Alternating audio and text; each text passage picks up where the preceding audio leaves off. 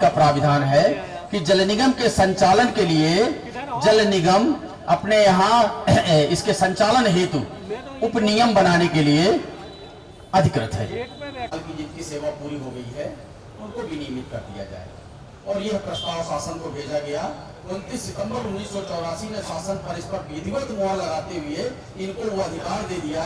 नमस्कार, आप सभी का स्वागत है मिस टुडे में और मैं हूं आपके साथ सोनिया सिंह। इस वक्त मैं मौजूद हूं जल निगम मुख्यालय के बाहर और आपको बता दें कि जल निगम के जितने भी कर्मचारी, पदाधिकारी और अधिकारी हैं वो धरना प्रदर्शन करने के लिए आखिरकार बाध्य हो गए हैं और 2 दिवसीय धरना कहे तो 3 दिनों का जो धरना है वो चल रहा है और आज इनका दूसरा दिन है। इनकी तमाम मांगे हैं। इनको 6-6 महीने से सैलरी नहीं मिल रही है, पेंशन नहीं मिल रही, 7वां वेतन आयोग जो लागू है उसमें भी नहीं, तो इनके तमाम संशोधन की बात कही जा रही है और तमाम जो पीड़ित कहें तो उनका घर और परिवार नहीं चल पा रहा, जिसके बाद वो आखिरकार बाध्य हो जा रहे हैं बार बार बात करने के लिए। क्या कहेंगे, आज दूसरा दिन है आपका प्रदर्शन करने के लिए, इनके कानों में जू नहीं रेंग रही, कोई बात करने के लिए आया या फिर नहीं आया?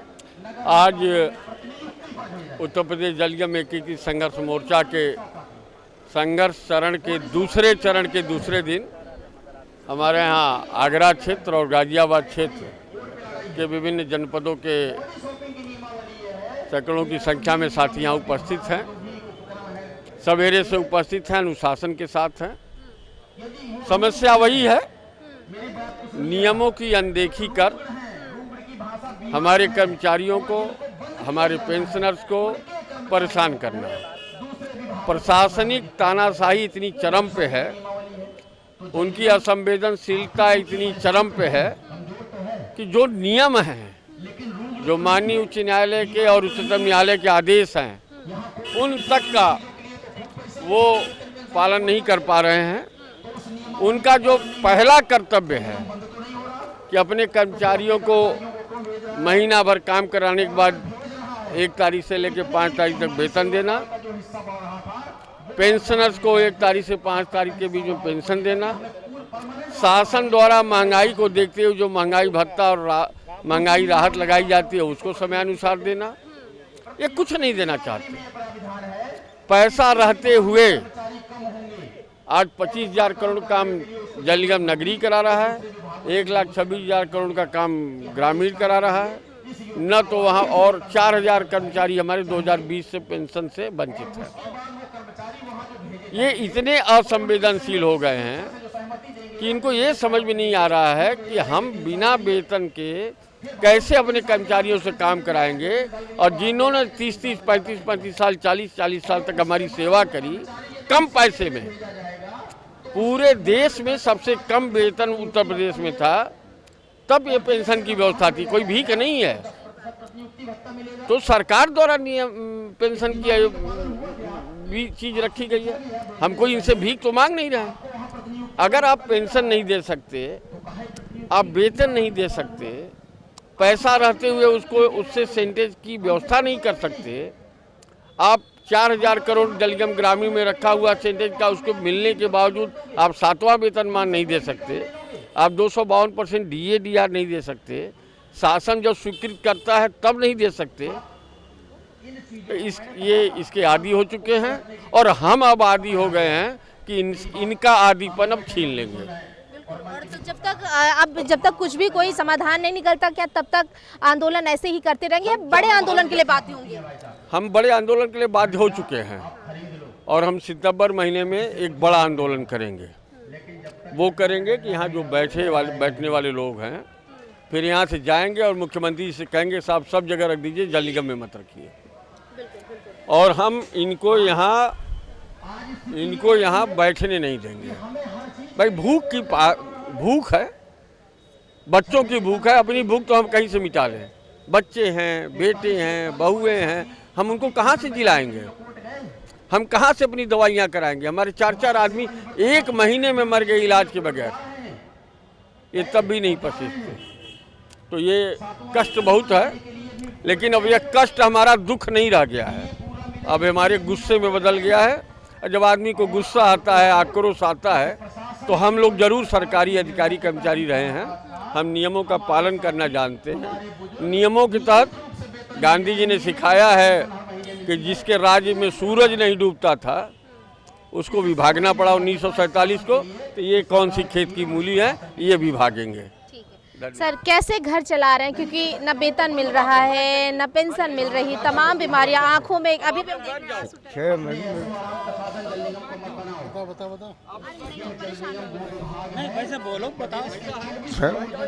महीने हो गए पेंशन बहुत मन में दुख है। कैसे चला भैया, आज इधर आ जाइए। कैसे घर और परिवार चला रहे हैं? परिवार क्या, अब किसी कर्मचारी के पास जमीन नहीं है, कोई शहर में ही अधिकांश लोग रह रहे हैं। अब बच्चों का पालन पोषण किस तरह से हो? और ये प्रशासन, जल निगम प्रशासन ये नहीं सोच रहा है कि 6-6 महीने बाद 1 महीने की वेतन दे रहे हैं तो अपना खर्चा कैसे चलाएगा। बच्चों की फीस है, अन्य खर्चे हैं, किराया देना है, तो ये किस तरह से प्रबंध हो। ये जल निगम प्रशासन को सोचना चाहिए कि हमारे ये कष्ट दुखों को दूर करें और हम लोगों को नियम से, समय से वेतन और पेंशन देने का वो करें। 4141 कर्मचारी हम लोग हैं, तो कोर्ट के आदेश जो हैं उस पर फॉलो करना चाहिए। ये सुप्रीम कोर्ट जाने की तैयारी कर रहे हैं। सुप्रीम कोर्ट अगर जाएंगे तो 2-4 महीने और विलम्ब होगा, पैसे की बर्बादी हो गई। हम लोग अपना चंदा करके 2-3 हज़ार रुपये चंदा करके कोर्ट के वकील को देते हैं और ये तो सरकारी पैसा देते हैं। हम लोग कर्जा करते हैं। इधर विभाग का होना, इधर कर्मचारियों की जेब से होना है। जब इन्होंने आदेश किए तो रातों रात फॉलो हो गए, और जब कोर्ट ने हमारे प्रति, हमारे फेवर में आदेश किए, वो साले अभी तक फॉलो नहीं कर पा रहे हैं। इनकी वो मनमानी है, जितना हो सकता है हम लोगों का हर काटते हैं। 6-6 महीने से नगरीय जल निगम में अभी तक वेतन नहीं दे रहे। बताइए, कई लोग हमारे बड़े बूढ़े ऐसे जो उनके माँ या बाप थे जो ख़त्म हो गए, एक वेतन न मिलने के अभाव में पैसा नहीं कर पाए, इलाज नहीं करा पाए, लिहाजा वो चले गए। इस तरह से ये 3 दिन मुख्य मांगे जो हैं, हमारी पेंशन है और पीपीओ जारी किया जाए और हमारी अनुकंपा नियुक्ति जो है जारी की जाए। 6 माहों से वेतन नहीं मिला है, नगरी में डीए नहीं मिल रहा है, छठ में वेतन का एरियल नहीं मिल रहा है। हम रोड पे बैठे हुए हैं, हम भुखमरी की कंगाल पे बैठे हुए हैं। हम क्या करें, किसके द्वार पे जाएं? जो पैसा हमें मिलना चाहिए, हमारे पैसे से ही हमें न दे करके हाई कोर्ट, सुप्रीम कोर्ट जहाँ भी जा रहा है, हमारे पैसे कोई बर्बाद कर रहे हैं। हमारा परिवार, हमारे बच्चे जो मर गए, उनके बच्चे आज मजदूरी कर रहे हैं तो मजदूरी भी नहीं मिल रही है। और 2-4 तो ऐसे हैं को बेचारे माँ बेटे अपने जिस सिटी में जाके सब्जी बेच रहे हैं या किसी की झाड़ू लगा रहे हैं। इस तरह से उस परिवार का गुजारा हो रहा है।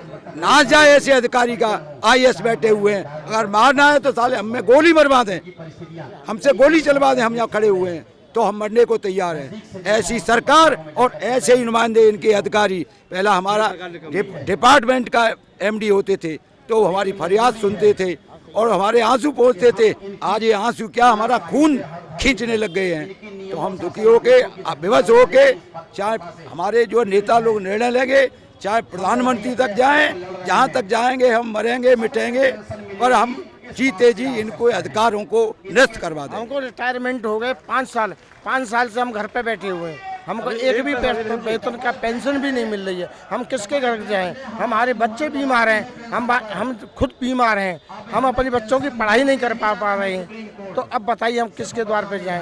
हमारी बात जो है मुख्यमंत्री तक पहुंचाई जाए, बाबा साहब को। आपके माध्यम से हमारी बात रखी जाए। मतलब मैं दिसंबर में रिटायर हुआ हूँ, मुझे अभी तक एक पैसा नहीं मिला है। ना जीपे मिला, ना GIS मिली, ना मेरे को मतलब ग्रेजुटी मिली, ना नकदीकरण मिला। एक भी पैसा नहीं मिला है। और इस आधार पर जब 1-4-91 से रेगुलर हैं और पेंशन के मतलब हमको प्राप्त होनी चाहिए, लेकिन हमें वो अभी तक कोई चीज़ नहीं। तो मकान नहीं है रहने, 6 महीना तक आएगा ही और कम से कम बीमा दरिए घर वाली। कोई परेशानी बहुत तो भीख मांग कर लूँगा। कहाँ जाए, रोडों पे मकान ना जा जाते ना, मुँह पे मकान हो बैंक में चला होगा, तनख्वाह नहीं मिलती तो बाकी है। हम 2020 में रिटायर हुए थे। ऑफिस वालों ने पहले कागज़ नहीं बनाए, फिर लॉकडाउन लग गया, उसके बाद में आज तक कोई पेंशन, कोई पैसा लेन देन, कोई पैसा नहीं। अब अगर जो पैसे को कहते हैं तो सन 11 में कोर्ट में जाए। हमारे यूनियन वालों ने, कुछ कर्मचारियों ने कोर्ट जीत भी लिया और उसमें भी अब ये हमारा एमडी ये आदेश नहीं करना चाह रहा कि कोई कर्मचारी बीमार है, कि किसी के बच्चे घर में शादी लायक हैं, कोई बुढ़ा हो गया, बुजुर्ग आ गया, वो मजदूरी करने लायक भी नहीं है, पूरी जवानी विभाग में बिता दी, उम्र एज में आ गया। अब आज विभाग हमें जैसे सड़क को पहले आना मजबूर कर दिया। सन 20 से मैं खुद रिटायर हुआ हूँ, आज तक हमारी पेंशन नहीं बनी। सहारनपुर से हूँ। मैं एटा से हूँ। जो अभी सबसे ज़्यादा हमारी जो मांग है नगरी की, जो अनुकंपा नियुक्ति के संबंध में है, और जो पेंशन नहीं ले रहे हैं, जिनके लिए पेंशन रोक दी गई है, और 6 महीने का वेतन, बकाया वेतन, जो हम लोगों ने काम किया है, जो हमें सेंटेज मिलना चाहिए, उसका हमारा बकाया वेतन, और जो अनुकंपा नियुक्ति जो 4 सालों से रोकी पड़ी है, वो अभी तक अनुकंपा नियुक्ति नहीं की है, जिसके लिए ये लोग कर्जा ले कर आ रहे हैं, इतना परेशान है।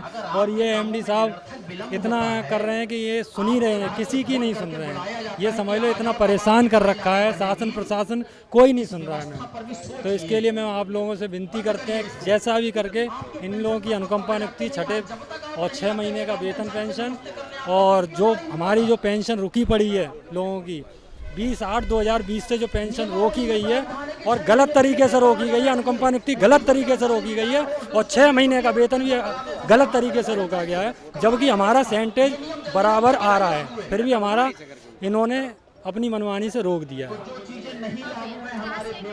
बलिया से अजीत कुमार नाम है।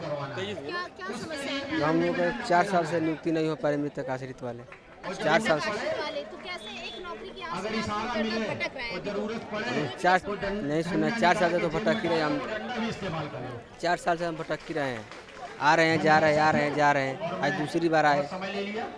तो अभी आप आज फिर आप आए हैं, क्या कोई बातचीत आप लोगों की हुई है? बिल्कुल नहीं है, प्रशासन से कोई आश्वासन नहीं मिला। अब आगे हमारा अध्यक्ष जी जो कहेंगे वो होगा, कल फैसला होगा। अर्जुन कश्यप नाम है मेरा, हम इटावा से आए हुए हैं।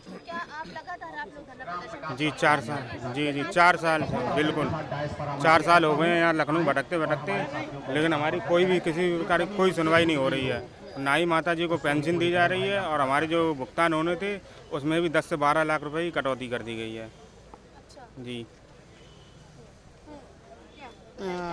मैं अरुण कुमार बलिया से मैं हूँ, और अनुकंपा में मैं भी हूँ, और 4 नवंबर 2021 को मेरे पिताजी एक्सपायर हुए थे, और जो कि ये जो भी एक्सपायर होते हैं उनकी जो है कि वेतन जारी रहती है, और जारी होने पर यह नियुक्ति मृतक की जो है कि 2 से 3 महीने में नियुक्ति हो जाती है, जो कि एमडी जो है अब तक जो है कि हमें 4 साल हो गया, और यह आश्वासन पर आश्वासन देता रहा कि नियुक्ति के लिए बोर्ड मीटिंग करेंगे, अभी तक यह झूठा करार होता रहा, और ये हम लोग को हमेशा आश्वासन देता रहता है कि हमारी तनख्वाह हम नहीं दे पा रहे हैं तो नियुक्ति कैसे करें। तो हम तो ये कह रहे हैं कि जब हमारी वेतन जो हमारे पिताजी की चलती रही तो तुमने नहीं इकट्ठा किया, इकट्ठा करके आज हमको दर्शाते हो, कहते हो कि आज तुम वो वेतन नहीं दे पा रहे हैं। तो ये हम चाहते हैं, सरकार से ये बात बताना चाहते हैं कि ऐसे एमडीओ को सस्पेंड करने का और जेल में डालने का काम करे, ताकि ऐसे सरकार ऐसे